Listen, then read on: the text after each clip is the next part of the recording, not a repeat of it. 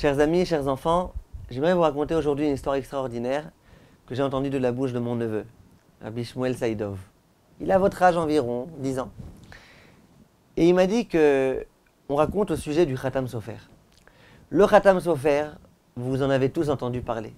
C'était un rave géant entre tous. À chaque fois qu'on veut étudier une halakha, à chaque fois qu'on se pose des grandes questions dans la halakha, dans la Gemara, dans tout, on a immédiatement recours au Khatam Sofer. Une notoriété de halakha exemplaire, de hashkafa, de pensée juive, de tout. Le Khatam Sofer, c'est indéniablement un géant de la Torah. Et vous vous imaginez que lorsqu'il étudiait la Torah, il étudiait avec une assiduité incroyable. Il était complètement concentré dans son étude. Vous pensez que quelquefois il faisait trop chaud pour lui? Il n'avait que son étude, ni chaud, ni froid, ni rien du tout. Et le Khatam Sofer, quelquefois,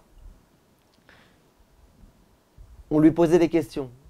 Et on voyait combien il était concentré dans son étude, combien tout était présent dans sa tête, toutes les sougiotes. Et voilà qu'il y avait un homme qui était responsable tous les matins d'amener au Khatam Sofer son petit déjeuner. Tous les matins, il lui amenait un gâteau, il lui amenait un verre de café, il lui amenait le petit déjeuner. Et bien évidemment, cet homme-là, tous les jours, il se chargeait, il accomplissait sa charge comme il fallait. Un jour, cet homme-là avait très faim. Et il a vu que le gâteau était appétissant. Et il s'est dit, bon regarde, la vérité, le Khatam Sofer, il est tellement concentré dans son étude. Il est tellement spirituel, que même si je lui amène pas le gâteau, il va pas s'apercevoir. Ça va, on va réussir à cacher, ça passera. Il va boire son café, et puis il va même pas s'apercevoir qu'il n'y a pas de gâteau. On peut réussir à faire passer ça. Il s'est dit, aujourd'hui, je vais pas lui amener de gâteau, je vais le manger moi. Et puis on va voir, si au moment où je lui amène, il me dit quelque chose, alors bon, effectivement, je le mangerai pas, je lui amènerai, je dirai que j'ai oublié. Mais si jamais il dit rien, je l'aurai mangé. Lui, c'est pas du vol, il n'a pas besoin de ce gâteau, lui il est tellement dans son étude, il mange des pages de Gemara. Et puis moi, comme ça, moi qui avais tellement faim, moi qui étais tellement gourmand, je pourrais manger mon gâteau. Avouez que c'est une bonne idée. Aïe. Voilà que cet homme-là mène au Khatam Sofer. Le Khatam Sofer est tellement pris dans son étude que je ne sais même pas s'il a remarqué qu'on lui a amené quelque chose. J'imagine s'il s'est aperçu qu'il a dit merci. Et puis l'autre s'en va. Il remercie Dieu que le Khatam Sofer ne se soit pas aperçu. Et il mange le gâteau. Au bout de 2-3 heures, lorsqu'il rentre dans la pièce du Khatam Sofer, le Khatam Sofer l'aperçoit. Il lui dit, dis-moi, tu m'as pas amené de gâteau aujourd'hui, qu'est-ce qui s'est passé? Alors cet homme-là dit au Khatam Sofer, Kvod Harav, vous vous êtes aperçu que je ne vous ai pas amené de gâteau.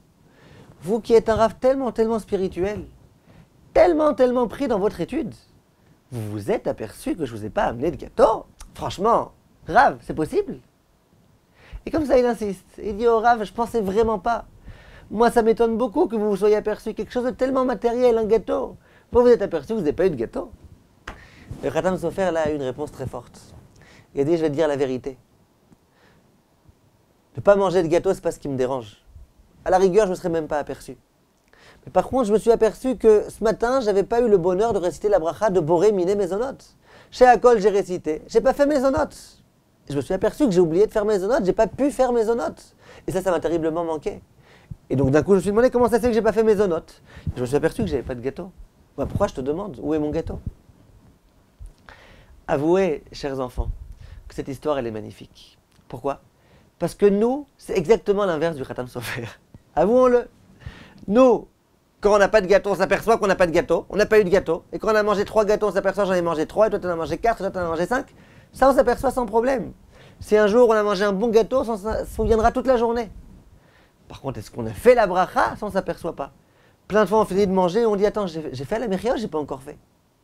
Qu'on a mangé du gâteau, ça on se souvient. Mais j'ai fait la bracha ou j'ai pas fait? Et bien le Khatam Sofer, c'était pas comme ça. Lui, il ne savait pas s'il avait mangé du gâteau. Parce qu'il savait, c'est qu'il n'avait pas fait la bracha. Bezrat Hashem, c'est le travail d'une vie. De réussir à s'approcher le maximum de la grandeur du Khatam Sofer et de tous nos rabbanim, pour lesquels l'essentiel, ça a toujours été la spiritualité. Pour lesquels un gâteau, c'était une occasion de pouvoir réciter une bracha. Ah, quelle belle histoire.